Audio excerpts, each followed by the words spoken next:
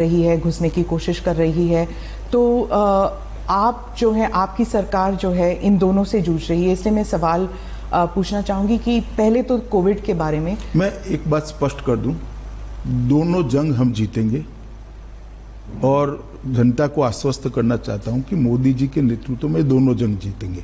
परंतु आज मैं सिर्फ कोविड और विशेषकर दिल्ली की कोविड की परिस्थिति के लिए बात करने के लिए आपके सामने हूं, क्योंकि विगत 2 सप्ताह में दिल्ली में बहुत सारे कदम उठाए गए हैं, कोऑर्डिनेशन भी बढ़ा है और धीरे धीरे स्थिति को हम सुधारने का प्रयास कर रहे हैं। मगर कुछ चीजें ऐसी हैं जो दिल्ली की जनता से साझा करना जरूरी है और जागरूकता की दृष्टि से भी ये जरूरी है और उनको जो करना है उसके लिए भी जरूरी। इसलिए आज विशेषकर दिल्ली के कोरोना वायरस की स्थिति पर, संक्रमण के फैलने की स्थिति पर और देश के कोरोना वायरस संक्रमण पर ही बात करेंगे, एक लिमिटेड सब्जेक्ट पर बात करेंगे। जी, दिल्ली के बारे में आप कह रहे थे तो मैं दिल्ली से ही सवाल करती हूँ कि दिल्ली की तुलना जो है वो वुहान से की जा रही है कि बेड नहीं है, टेस्टिंग नहीं है और जनता में एक रोष भी है, घबराहट भी है कि जो हॉस्पिटल्स हैं वो मना कर रहे हैं कुछ लोगों को लेने के लिए और अगर अंदर ले भी रहे हैं तो उनकी फीस बहुत ज्यादा है। तो इसको निपटने के लिए क्या किया जा रहा है? देखिए, मैं थोड़े चरणबद्ध आपके सभी सवालों के जवाब दूंगा, मगर पहले मैं एक स्थिति स्पष्ट कर दूं कि लगभग जून के दूसरे सप्ताह में दिल्ली के उप मुख्यमंत्री मनीष सिसोदिया का एक बयान आया। सिसोदिया जी ने बताया कि भाई 31 जुलाई को दिल्ली में 5.5 लाख तक कोरोना के संक्रमित हो जाएंगे, न जगह बचेगी न बेड बचेंगे और एक प्रकार से स्थिति खराब होगी।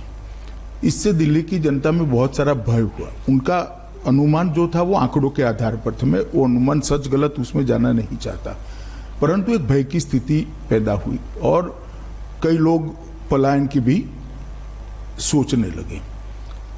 एक दूसरा निर्णय आ गया कि दिल्ली के बाहर की व्यक्तियों को दिल्ली में इलाज नहीं कराया जाएगा। अब मैं आपको बताना चाहता हूं, मैं भी दिल्ली के बाहर का हूं, मैं भला कहां जाऊंगा अगर मुझे कुछ होता है तो। दिल्ली देश की राजधानी है, बहुत सारे राज्य के लोग यहां पर रहते, आते हैं, जाते हैं।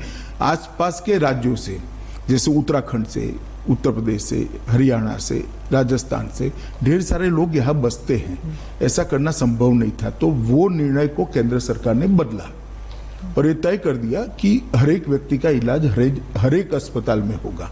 और उसके बाद में मैंने 14 तारीख को एक कोऑर्डिनेशन की मीटिंग बुलाई और जो आप बात कर रहे हैं वो सारे फैसले कोऑर्डिनेशन की मीटिंग में हमने करे। एक कोऑर्डिनेशन की मीटिंग बुलाने की जरूरत इसलिए पड़ी कि दिल्ली का जो एडमिनिस्ट्रेटिव खाका है, इसमें 3, जहां तक कोरोना का सवाल है, 3 एडमिनिस्ट्रेटिव रोल 3 संस्थानों का आता है। तो दिल्ली सरकार स्वतः, दूसरा एमसीडी, 3 म्युनिसिपल कॉरपोरेशन और तीसरा भारत सरकार। तो ये तीनों के बीच में कोऑर्डिनेशन होना जरूरी था। तो वो मीटिंग का मुख्य उद्देश्य था, देश और दुनिया के कोरोना के खिलाफ की लड़ाई की बहुत सारी इंफॉर्मेशन भारत सरकार के तज्ञों के पास थी। जैसे डॉक्टर पॉल है, नीति आयोग के मेंबर हैं, हमारे डॉक्टर भार्गव है, आईसीएमआर के हैं और एम्स के डायरेक्टर गुलेरिया जी हैं। ये तीनों के पास पूरे देश भर की स्थिति और दुनिया भर की लेटेस्ट स्थिति की जानकारी थी।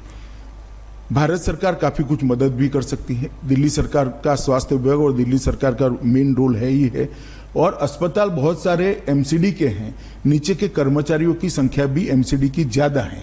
तो एक व्यापक अभियान कोरोना के खिलाफ चलाना है तो तीनों ने मिलजुल कर काम करना पड़ेगा।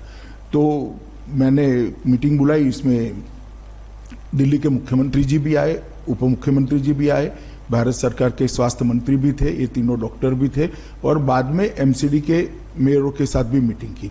इसमें हमने बहुत सारे निर्णय लिए और आज मैं कह सकता हूं विश्वास के साथ कि 5.5 लाख वाली स्थिति 31 जुलाई तक नहीं आएगी। पर ये क्राइसिस तक क्यों आया? क्योंकि अगर कोऑर्डिनेशन थी तो 14 जून वाली मीटिंग की क्या जरूरत थी? क्या पता नहीं था कि ये होने वाला है ऐसे? देखिए, आमतौर पर दिल्ली सरकार की जिम्मेदारी है कोऑर्डिनेशन करने की और व्यवस्थाओं को ठीक करने की, मगर जब मनीष जी का बयान आया तब मुझे लगा कि अब भारत सरकार को प्रेक्षक नहीं बनाना चाहिए।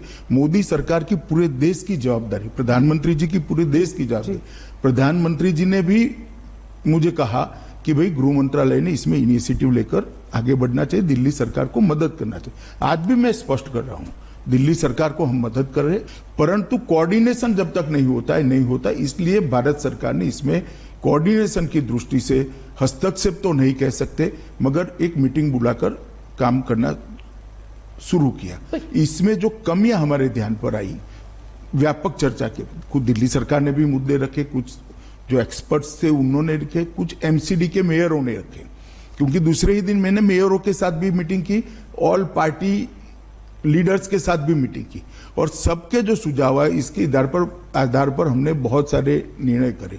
सबसे पहला निर्णय करा कि 30 जून तक कंटेनमेंट जोन के हर घर का सर्वे हो जाएगा। इसमें हल्का सा भी लक्षण है, जिसमें कोरोना का खांसी भी है, जुकाम है, बुखार है, कुछ भी है, सर दर्द है, सूंघने की क्षमता चली गई है, टेस्ट चला गया है, ये सारे लोगों की सूची तैयार करी और हमने मास लेवल पर टेस्टिंग बढ़ाया।